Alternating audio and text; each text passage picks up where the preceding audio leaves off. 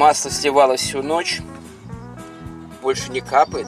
Сейчас возьмем воздуходувку и проверим еще раз, дунем в корпус масляного фильтра.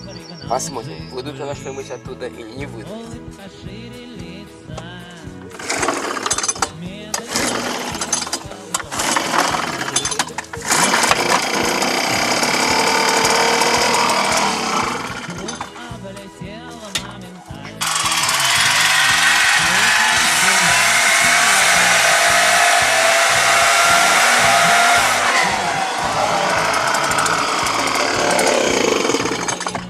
Все стекло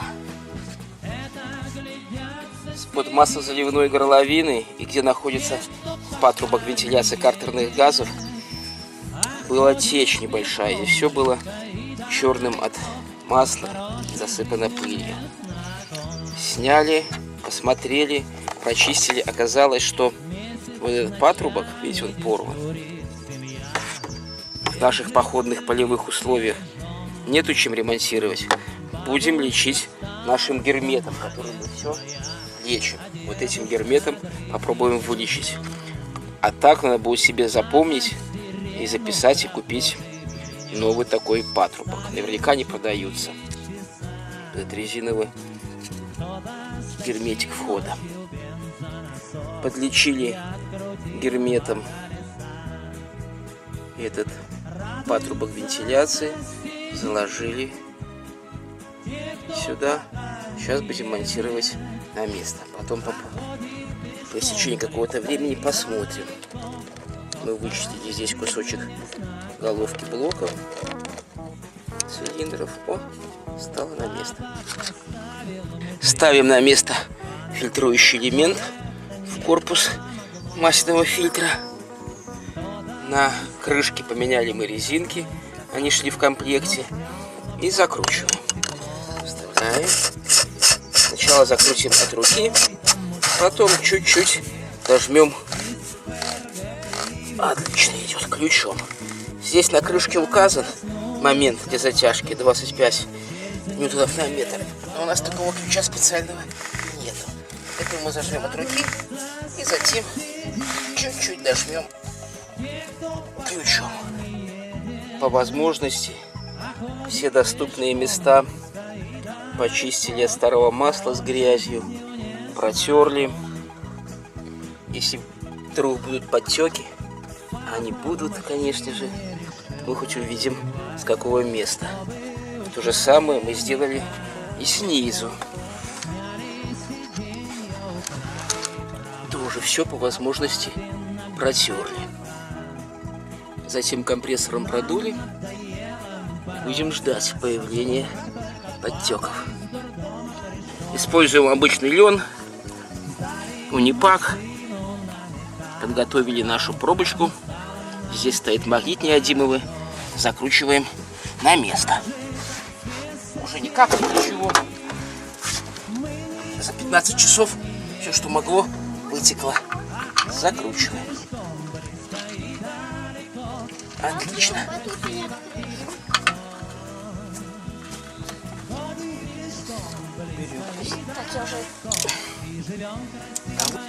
Взвесим свое масло 4 литра ради интереса. Сколько это будет весить? А весит оно 2 килограмма 600 с хвостиком грамм. Не, 500 с хвостиком. 510 грамм. Поставим-ка мы 2 канистры. Весить должно быть 5 килограмм. Да, так и есть. 5 с хвостиком. 5400. 5 килограмм 400 грамм весит 8 литров. И поставим сейчас ведро, которое мы слили отработку. Посмотрим, сколько оно будет весить.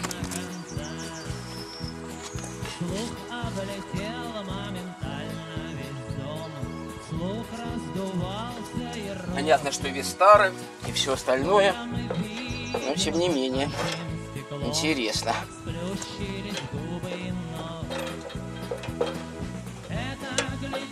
Эх, не хватает. Ну пусть так стоит.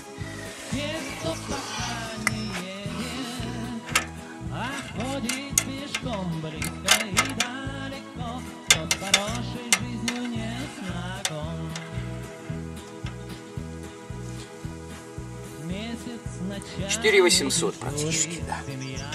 4800, 600 грамм не совпадает. Но, по крайней мере, порядок тот же. Потом зальем отработку в канистру от масла нового и посмотрим, какова будет плотность, будет меняться или нет она, отработки от этого масла. Что еще интересно, в этом масле мы обнаружили такую развертку, книжечку. О! И тут есть инструкция на различных языках, включая белорусский, что нас очень удивило.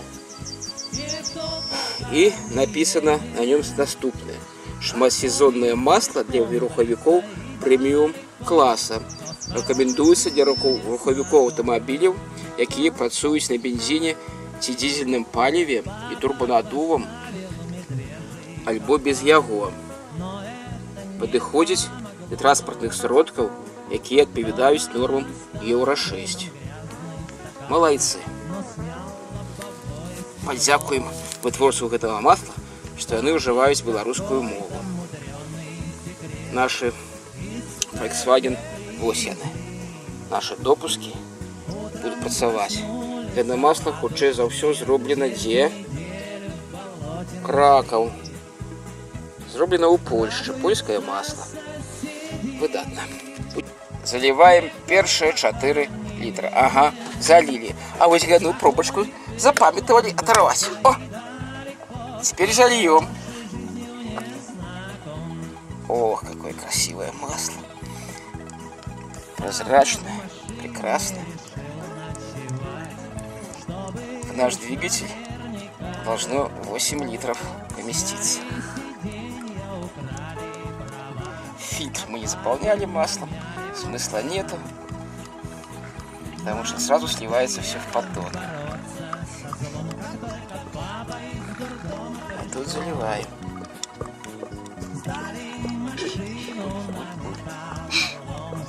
Пустую канистру из-под масла залили отработку. Следили за тем, чтобы уровень здесь и здесь был одинаков. И сейчас взвесим. Берем эталонную, скажем так. Так, вот его вес, 2 килограмма, 600 грамм с хвостиком. Берем отработку, ставим.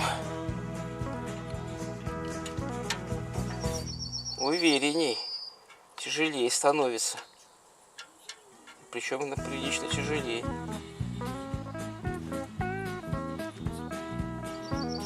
Вот, получилось 2 килограмма 780 грамм. Практически на 180 грамм, а это прилично. Отработка тяжелее. Либо производитель предыдущего масла, оно было более такое, ну не знаю, густое. Либо там столько же металла стерто с нашего двигателя. Не знаю. Но одним словом, отработка тяжелее. Это масло полегче. Залили 7 литров. Смотрим показания щупа. Что он нам показывает? Он нам показывает норму полную. Сейчас мы вытрем тряпочкой. Попробуем по новой. Так. Прыгай туда. Есть. Смотрим. Смотреть будем.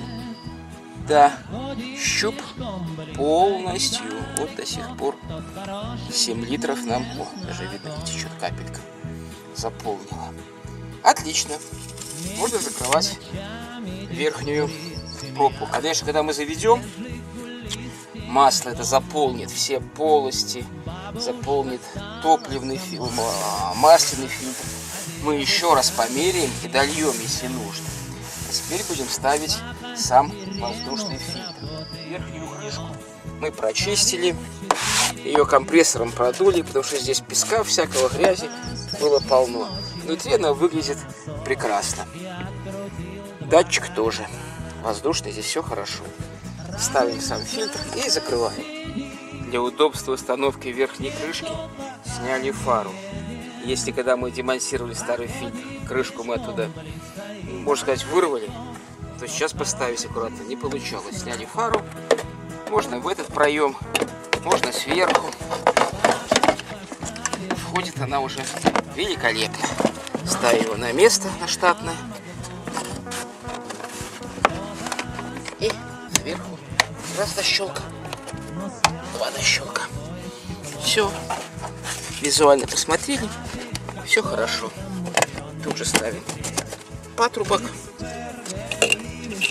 датчик и патрубок на эпишпель. Все, сейчас будем зажимать хомутики. Это масло было залито вот перед этим маслом. Здесь четко написано Made in Германия. На этом масле, что на немецкое, 20 литров. Написано все допуски фольксвагеновские 502.00 и 505.00. На польском масле еще есть третий допуск 505.01. Но нам это не важно.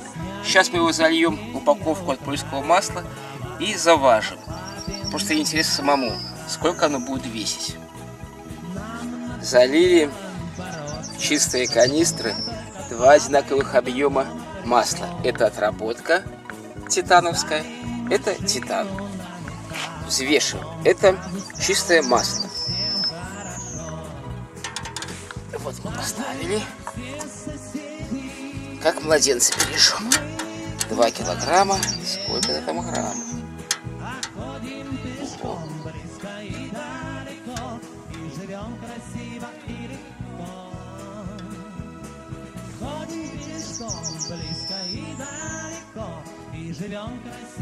Два килограмма 720 грамм. Берем отработку.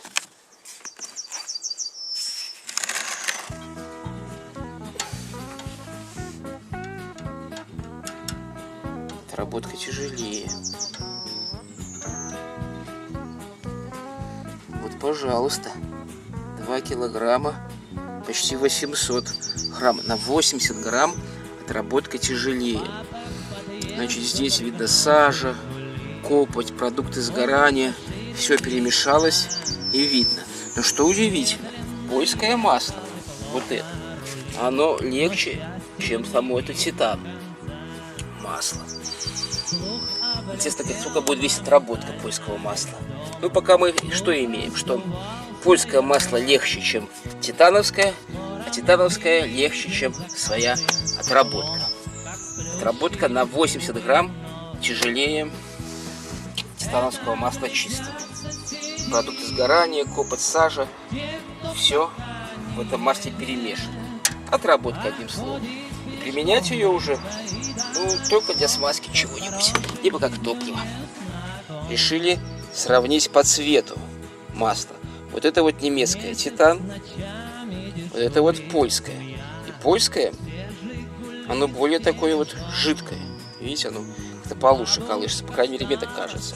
И оно более светлое, титан более темное. Видно за счет каких-то добавок, присадок и всего остального. Но отличаются масла. Отличаются вот по цвету, по весу. И для того, что такое темное, больше добавлено всего различных присадок у титановского масла, а у польского хотя написано для премиум класса. Но, тем не менее, поездим на польском и посмотрим, когда пройдет 8000 после замены масла, что из этого получится. Решили, если не выпить, то, по крайней мере, понюхать. Нюхаем титан. Ну, чувствуется такая составляющая химическая, вот, ну, масло чувствуется. Нюхаем, как там у нас называется, орлин какой-то. Запах отличается, даже более какой-то сладкий, как карамельный компот. Но пить не будем точно. Отличается всем: весом, цветом, запахом. Уже дальше, глубже мы не полезем, выкипать, прижигать. Ну, посмотрим, будет машинка ездить. Проехали на любимой ЛТшке с деревни со своей в Минск. И посмотрим, что у нас тут. Сразу щупаем. Перед тем, как мерить. Забрасываем. Давай, красавчик. Раз. Смотрим. На 5 миллиметров ниже того, что было при заливке изначально. Масло заняло свои каналы, заполнило масляный фильтр. Можно прекрасно ездить на 7 литрах. Когда пройдет 8000, поменяем. Бортовой компьютер мы уже записали свои данные. Посмотрим, есть ли подтеки и всякие потения. Ну, пока все прекрасно здесь. Пока у нас тут ничего не потеет, не подтекает, не заливается. Там все сухо. Очень интересно, что снизу, потому что там текло из-под переднего сальника. Но пока ничего не видно.